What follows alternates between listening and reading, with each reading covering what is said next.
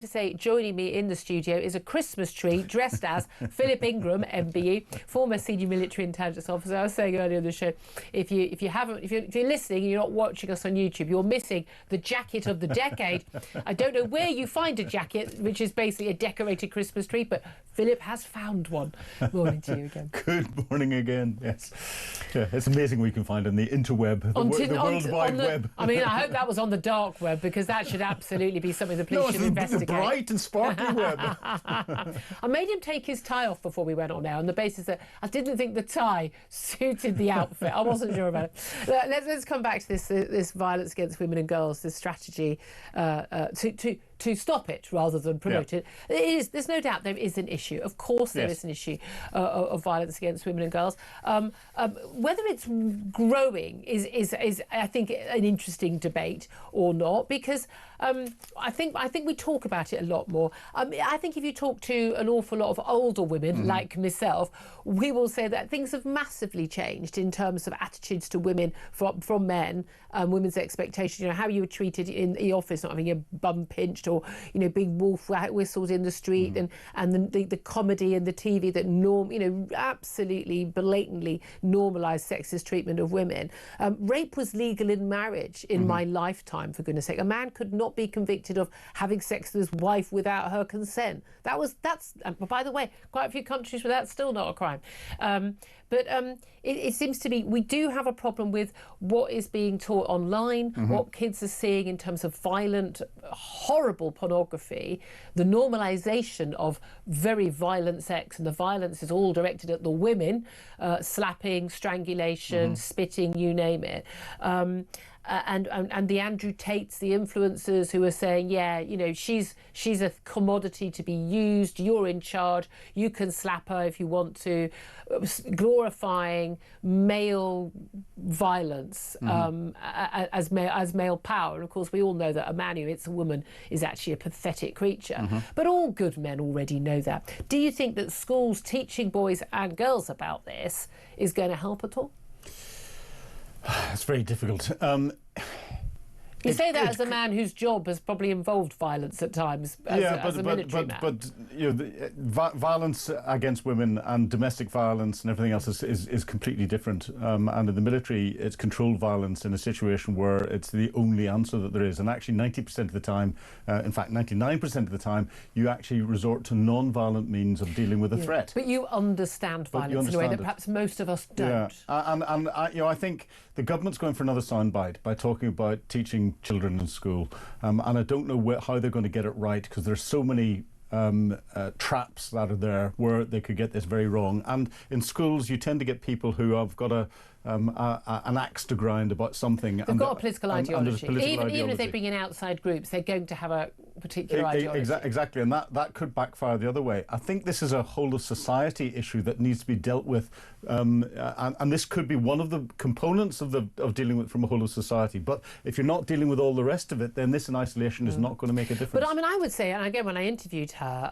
Bonnie Blue, having sex with 1,000 men in a day, and the language she used, like about her body, like destroy me, hurt me, do what you want, allowing the men to, manhandle. I found the whole thing so physically repulsive when I watched, because for research purposes, the documentary about it. I actually felt physically sick, especially as a mother of a daughter. Her attitude to her, but I wanted nothing. I just wanted to cuddle her, wanted to hug her, and I genuinely feel sorry. She needs treatment. I don't care how much money she's making. I genuinely feel sorry for her, and as I told her at the time.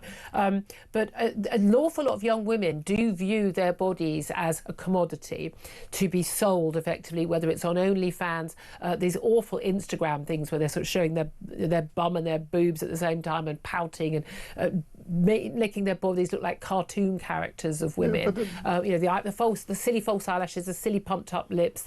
It's all very fake and weird, and it's all part of an attitude that your bodies are commodities, and you're only there to be used and to please men, and that men can then do what they want. Poll after poll has shown young women have just as many disturbing views as young men about violence towards young women, the normalisation of abusive, controlling relationships. But women being drawn to these men because it means they love you, Yeah, damaged women are drawn to damaged men, but they're just damaged in different ways, and they show it different ways. But it seems to me one of the biggest problems we've got is, you know, boys are not seeing enough real men. They're not having strong. A lot of them don't have dads at home, or absent dads. You know, they're at work and things. They're doing the best they can, but they're not the strong role model. Every film they see, every advert they see, they've either got men who are like very violent and aggressive, or they're complete weak saplings who can't manage to change a kid's nappy, and therefore they're idiots. And the mockery of men in TV and in adverts, I think, is a real issue. They're not seeing men at primary school. You're lucky to see a man in a primary school as a teacher now. Even at secondary school, not as many men. And again, those teachers have had their authority stripped away from them. I just worry that a lot of young men are not seeing enough strong male role models in their lives, personal or at school or on TV, so they know what a real man is and how real men behave. And they think that a real man is someone like Andrew Tate, who says, yeah, it's okay to hit a woman and use her for sex and brutalise her, and that makes you the big I am. They don't realise that actually men like that are pathetic, weak, useless idiots. Yeah, and this is reinforced by what we get in the media. You know, as I said before, you look at the likes of Love Island and all the rest of it, which is objectifying men and women. You know, the objectification of the men is you have to be built in a certain way, you're budgie smuggling in a certain way, dealing with the women in a certain way, and you're jumping between the relationships as they're having this competition between all the different women. And you look at the number of programmes that are out there doing that. You're Married at First Sight and everything else. Married at First Sight isn't like, I'm a big fan of Married at First Sight. But it's doing nothing but objectify people, and that is one step on the path to what Andrew Tate is then exploiting, because you're not getting those body. You're not getting those role models at home. You're not getting those role models in school. You're not getting those role models in society because there's no respect for the police or anyone in authority. So the TV is giving you this different view as to what men and women are, and then Andrew Tate is filling in the vacuum and saying, and if you take one step to my level, you can earn shed loads of money, you can drive big fast cars and all the rest of it. And no wonder boys are going that path. Don't be a sap. Exactly. It is not a mystery to me at all why boys are turning to this man. And you know, he's telling them you don't have to be ashamed of who you are. If you tell men for a whole generation that there's something wrong with you and that all of your instincts, I even have this genuinely when you see young boys, and young boys get told off all the time for being naughty. They're not. They're just being boys. Yes. And by the way, again, you meet all these people. I've met so many people who say things like, well, we're having a boy and a girl, we're bringing them up the same. Well, good luck with you with that, because they're different. Yeah, they're different, and it's so blatantly obvious. You can literally see the testosterone surges in even 3-year-old boys, 6-year-old boys. You can see it happening, and that sort of they need to be run around, as all children do, run around like dogs, get the energy out of them. And they need to be pumped. But it's very clear that boys and men are being told that they are toxic and that their urges are wrong, that they're patronising if they offer a seat or open a door for a woman or have an urge to protect women, and that every urge they have is wrong and uncivilized. But you know what, as I was saying earlier, when you want someone to tackle a gunman, or when a massacre's happening on a beach, you know what, it's a man that does it, who rushes in to tackle the gunman, right? When you want somebody to guard the door of a synagogue when there's some madman outside trying to come in, it's the men who are blocking the doors. It's male sort of armed officers, by and large, who are shooting dead those criminals on our streets and the terrorists who would do us wrong. Again and again and again, we are looking to, it's largely men who are rushing into fires, who are on the lifeboats, who are the police officers. And I know there are lots of women doing those jobs too, but they are a minority. Even when we go to war, it will be men who will be dying, not women, by and large. And I just think we've got to, and that's because men are different from women.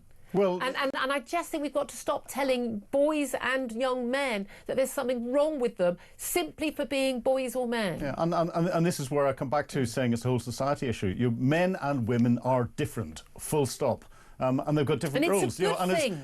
It's a very good thing, but it's also a biological thing. It's why men, produce millions and millions of sperm for a large proportion of their life, but women produce a very finite number of eggs for a relatively small proportion of their life. We're biologically different. It's also, it's why men are more likely to take risks. You know, there's funny memes on social media about, like, this is why women live longer than men. Because men take too. No, but it's true. It's so true. It's true. But and women, and women are much more careful because biologically we were the carers of the children. You're not going to survive in the wild unless you are taking care of your young. It's the reason why we judge a woman who leaves her children far more than we judge a man who leaves his children. We are different. And again, and as a feminist through and through, card carrying capital F, I don't understand why women want to deny the very essence of being a woman. We should celebrate the difference. We should celebrate because that's part of being human beings. It's part of our animals. Then but we temper the base animal instincts with what we socialise from a societal perspective. But that socialisation has gone too far into trying to dumb everyone down. But also, again, the feminisation of schools, the feminisation of a whole society about how people should behave. And actually, again, who are women drawn to? Largely, they're drawn to manly men. I'm sorry, they are. They're drawn to manly men. Or men who are the bad boys in society, and they're the ones that are violent and will hurt them. And that's just wrong. It's really interesting, isn't it? Let's. I'd love to hear your thoughts. Just give us a call 0344 499 1000 and have your say on this. Again, it's supposed to be attacking violence against women and girls. The vast amount of violence that is being committed, is often against women and girls actually in relationships. And when women are killed by male partners, almost entirely of the time, the authorities know about the partner. They've been threatening for a long time. They've committed violence before, and nothing is done. Injunction after injunction, and nothing is done. So let's tackle the ones we know about first. That would seem to be an obvious thing. And also, here's an idea, mad idea: don't import tens of thousands of men from misogynistic, violent cultures who think it's okay to sexually assault and rape women and to grab them on the street. Oh yeah. I think that might help. That might help. It could help a little bit, yes. Just an idea. Are we applying common sense here? We are the home of common sense. But again, Jess Phillips, sweetheart, safeguarding minister, don't tell me you're worried about violence against women and girls. I know you've been campaigning for years in it. You've also been very, very, very happily telling everyone, talking up about the grooming gang scandal in which thousands upon thousands of young women were raped, gang raped on a daily basis for years. You told people to shut up. You actually told people to shut up about it. It was all a bit too difficult to talk about. So really, sorry, you might care about violence against women and girls, but only some people who commit it and only some people who are victims of it. So frankly, Jess, do one. Let's also talk about the Erasmus deal. Most people wouldn't have heard of this. Most people wouldn't have done it. It's a student exchange scheme with the EU. We left the EU. Yay! Still the best thing we've ever done politically in my lifetime. We left the EU. We then started our own scheme, the Turing scheme, not just an exchange scheme for EU and Britain, but around the world. Because what with us, having lots of links around the world, Commonwealth countries and loads of the Anglosphere countries, and those Asian countries which are booming and not collapsing their economies like the EU, and with world-class universities, which the EU no longer has since we've left the EU. But we're now told we're going to go back into Erasmus. Two things about it. One, we're told that it's going to cost 8.75 billion quid over a period of years. We could be charged more than £1 billion a year between 28 and 2034, because we're not being told the number, but we know that the EU is putting the price up to be a part of this scheme. We will be taking far more students from the EU than will go. The ones who will go, and the ones who, it's the Jacindas and the bloody Tarquins. It's not your average kid in this country who's able to go on these schemes. But also, is this just a cunning wheeze by our Ramona Prime Minister to basically take us back into the EU bit by bit by bit without us really knowing, boiling that frog until the frog doesn't realise our sovereignty is dead? Well, it must be, because this is the only reason why it's coming in is Keir Starmer sees it as a political priority. It's a priority that he spends this amount of money against a scheme that already owes us 5.5 billion in what the student loan company has given to EU students from the past version of the scheme, and we're never going to get that back again. So he wants to spend even more at a time whenever he's hitting our farmers with inheritance tax for a very, very small number, smaller than the amount that he's committing to this. He's not funding defence properly and everything else. So he's saying this is a bigger priority over everything else. that's a political decision, and that's just wrong. Yeah, and again, there's no priorities. But again, this is a priority for his North London, Islington, Hampstead dining set, where they love our kids. It's going to be wonderful. We know loads of people do. Do you know where our dearest daughter is this week? Do you know one person who took part in this, who's saying, "Oh, this is such a good scheme"? Rachel Reeves' sister, who just happens to be a Labour MP. Yeah, cool. I mean, she went to Italy. She spent a year in Italy on the Erasmus scheme. Go, by all means, go on a scheme. I just don't want to fund it for you. No, pay for it yourself. I'm sorry, you know. Yeah. And if you can't afford it, don't go. But also, like, you can get jobs. I mean, you know, students. You know, I worked the whole waitressing the whole way through university. And work around. Yes. Call us old-fashioned. Let's also talk about. You mentioned defence spending. Defence spending in dealing with our own defence and indeed Ukraine. Big issue. EU leaders are. I mean, goodness me, not one day goes by without another meeting about Ukraine.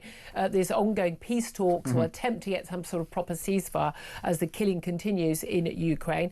It's not looking very hopeful. We're constantly being told by the Americans it's very hopeful, but less hopeful perhaps from Zelensky's side. But EU leaders are gathering in Brussels for a summit to take a decision about whether to loan Ukraine tens of billions of euros in frozen Russian assets, which are currently in the EU banking system, to fund the military and economic needs. Now, we're told basically around sometime next year, Ukraine's going to run out of money. A lot of countries that were funding it are running out of money. Their economies are in the doldrums. The US is no longer providing any funding, and we need to find that money from somewhere. It seems to me to be bleeding obvious. We take the money from frozen Russian assets. Russians don't want that to happen. They want that money back, please. The Americans, it seems, agree with the Russians. Do you think that money, A, should be sent to help the war effort in Ukraine? I mean, it should be helping to rebuild Ukraine, in my view. It's easy reparations. And B, do you think it will? There's about $300 billion that are held, $200 billion in Belgian exchange banks.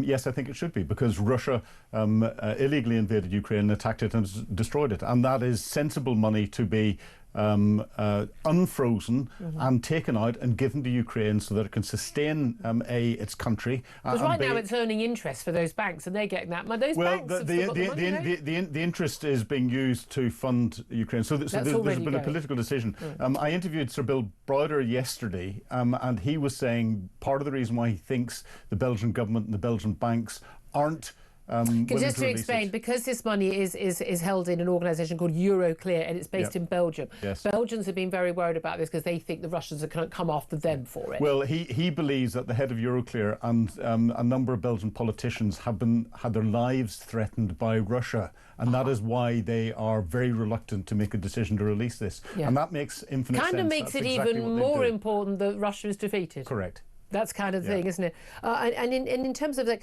it's interesting to hear Starmer yesterday threatening to seize £2.5 billion from Roman Abramovich, the former Chelsea FC boss.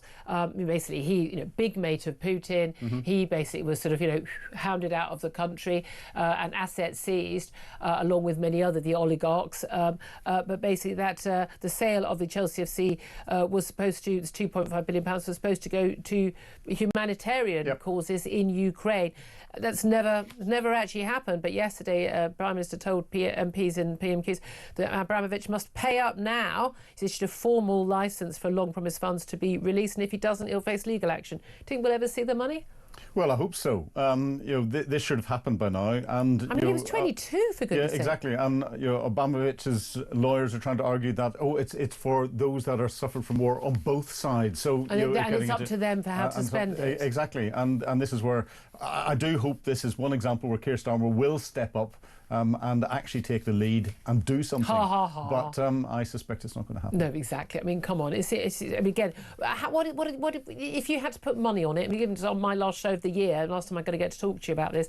I mean, everyone's talking about there needs to be a peace deal. There should be some sort of ceasefire. We know what the Russians are demanding is ridiculous, and the Americans seem to be giving them far too much backing. Do you think there will be, in the next few weeks, months, a ceasefire in Ukraine? And do you think there will ever be a peace deal? No, because the one person that doesn't want it is Vladimir Putin, and the one person that can't afford it is Vladimir Putin. Do you think that if Trump's not going to step up and he's basically, I mean, inexplicably on the side of Russia on this, and the only explanation is that he is compromised. I'm sorry, there is no other explanation. on this. That's not Trump derangement syndrome. I'm just judging. You know, he's so right on Israel, so right on Israel, so wrong on Ukraine. It's unbelievable. Do you think that the EU is willing and able, crucially, to step up to help continue the war effort in Ukraine? I think there are elements of the EU that leaders in the EU that are willing. Whether they've got the support of their parliaments and their countries because their political turmoil going, that's a different matter. Or is the EU, if it can get its act together, able? Of course it is. Russia's got an annual budget of about $2.3 trillion. The EU's got an annual budget of about $220 trillion. We can outspend Russia easily, and that's without America coming in. Do you know what we and could also try doing is stopping buying any more Russian oil and gas in the European Union, so that they're still helping to fund both sides of the war effort. And properly sanction the Shadow Fleet tankers and start to properly sanction, you know, a lot of the other Russian interests that are around the place. And we could Why have they not done that? I mean, the war's almost 4 years old. We could bankrupt Russia within 12 months without any problems whatsoever. And we could have done that first time round. First time round. So we're so weak in the West, aren't we? We're so weak. Anyway, look.